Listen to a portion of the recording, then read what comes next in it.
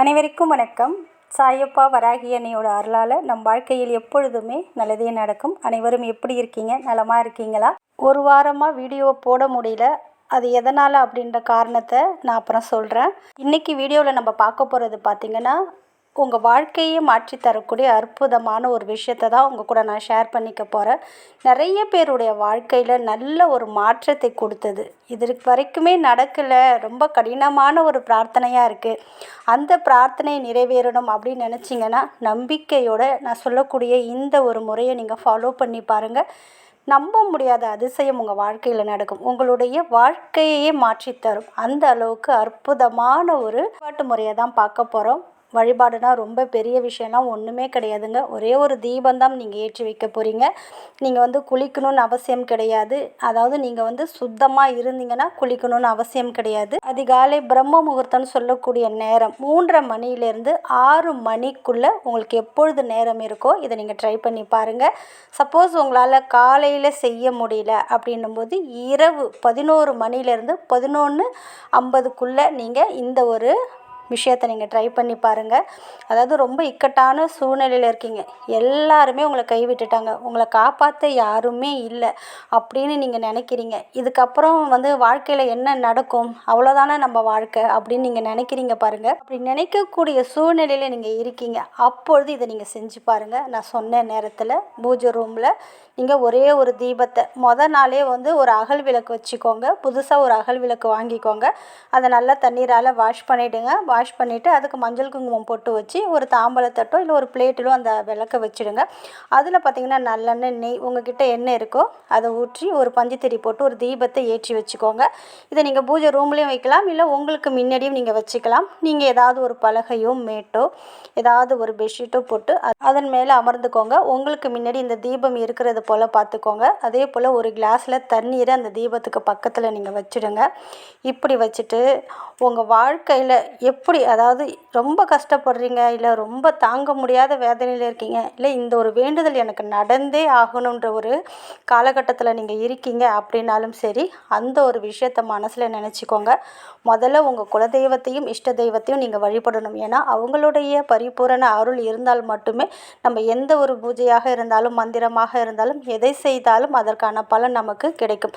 அதனால் உங்கள் குலதெய்வத்தையும் உங்கள் இஷ்ட தெய்வத்தையும் மனதார பிரார்த்தனை பண்ணிக்கோங்க. பிரபஞ்சத்தையும் நீங்கள் பிரார்த்தனை பண்ணிக்கோங்க.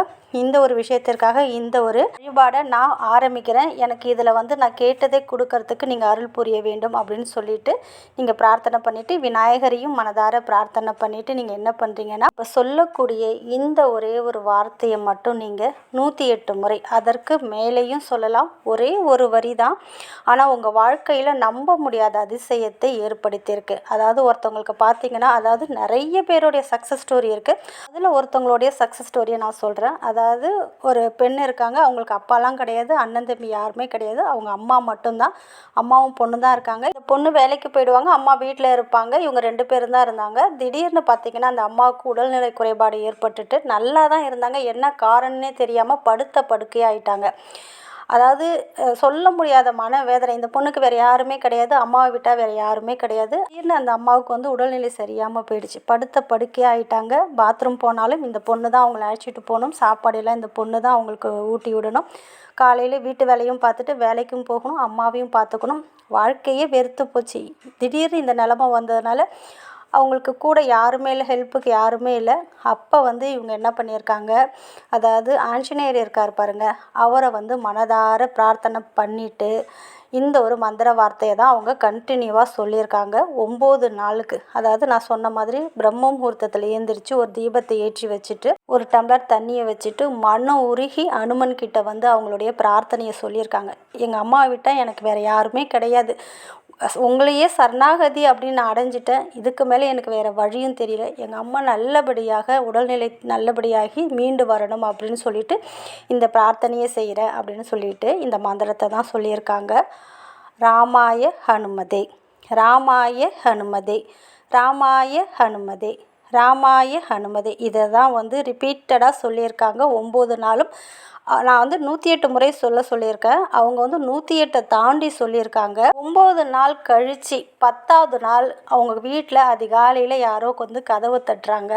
இந்த பொண்ணு போய் கதவை திறந்து பார்க்கும்போது ஒரு வயதானவர், அந்த வந்து யாசகம் கேட்பாங்களே அது போல் வந்து ஒருத்தர் நின்றுருக்கிறாரு. ஒரு டம்ளர் தண்ணி கேட்டிருக்காங்க. இவங்க வீட்டில் போய் தண்ணி எடுத்துகிட்டு வந்து வெளியில் வரும்போது அவங்கள காணும். இவங்களுக்கு ரொம்ப பயமாக போயிடுச்சாம். அதை வீடு முழுக்க தேடிருக்காங்க. வீட்டுக்குள்ளே ஏதாவது வந்துட்டாங்களா எங்கேன்னு பார்த்தா அவங்க கிடையாது. அப்படியே இவங்கள தேடிட்டு வரும்போது அவங்க அம்மா என்ன பண்ணியிருக்காங்க, தானாக ஏந்திரிச்சு பாத்ரூம் போயிருக்காங்க.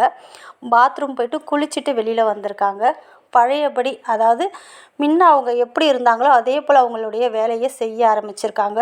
இவங்களால நம்பவே முடியல. அதாவது அவங்க மந்திரம் 9 நாள் சொல்லியிருக்காங்க. 10வது நாள் அவங்க உடம்புல இருந்த நோய்கள் எங்கே போணுச்சு, எப்படி போணுச்சே தெரியல. மீண்டும் பழையபடி அவங்க வீட்டில் வேலை செய்ய ஆரம்பிச்சிட்டாங்க. அவங்க வாழ்க்கையில் நம்ப முடியாத அதிசயத்தை ஹனுமன் அவங்க வாழ்க்கையில் நடத்தி கொடுத்துருக்காங்க. அந்த அளவுக்கு அற்புதமான, இவங்க ஒருத்தவங்க மட்டும் கிடையாதுங்க, லட்சக்கணக்கான பேருடைய வாழ்க்கையில் அற்புதத்தை நிகழ்த்திய அற்புதமான ஒரு மந்திர வார்த்தை ராமாய ஹனுமதே, ராமாய ஹனுமதே, ராமாய ஹனுமதே அப்படின்னு தான் நீங்கள் சொல்ல போகிறீங்க. 9 நாளும் சொல்லலாம், 21 நாளும் சொல்லலாம், 48 நாளும் சொல்லலாம். ரொம்ப கடினமாக இருக்குது, தாங்கவே முடியல, இதுலேருந்து நான் மீண்டு வரமாட்டேனா அப்படின்னு நீங்கள் நினச்சி தவிச்சிட்டு இருக்கீங்க பாருங்கள். அந்த ஒரு பிரார்த்தனையையும் இது நிறைவேற்றும். அதனால் இதை நம்பிக்கையோடு சொல்லுங்கள். அதாவது பெண்களாக இருந்தால் நடுவில் உங்களுக்கு அந்த மாதவிடாய் காலம் வந்தால் அந்த 3 நாட்களை வந்து 3 இல்லைன்னா 4 நாட்களை தவிர்த்து விட்டு அதுக்கப்புறம் குளிச்சுட்டு வீடெல்லாம் சுத்தம் பண்ணிவிட்டு நீங்கள் சொல்லலாம். அதிகாலையிலேயும் இந்த மெத்தடை நீங்கள் ஃபாலோ பண்ணலாம், இல்லை இரவு ஃபாலோ பண்ணலாம். ஆண்கள், பெண்கள், குழந்தைகள் அனைவருமே உங்களுடைய விருப்பம் நிறைவேறணும், உங்கள் விதி மாறணும் அப்படின்னு நினச்சிங்கன்னா உங்கள் குலதெய்வத்தோட அருளாலும் உங்கள் இஷ்ட தெய்வத்தோட அருளாலும் ஹனுமனை நம்பி இந்த வார்த்தையை சொல்லுங்கள். நிச்சயம் உங்களுடைய வேண்டுதல் நிறைவேறும். இந்த மந்திரத்தை சொல்லி முடித்ததுக்கப்புறம் அந்த தண்ணீரை குடிச்சிடுங்க. தீபம் தானாக குளிரட்டும். மறுநாளும் தீபத்தை நீங்கள் ஏற்றி வைத்து இது போல் நீங்கள் செஞ்சிட்டே வாங்க. நிச்சயம் நல்ல பலனை கொடுக்கும், நல்லது நடக்கும். நன்றி.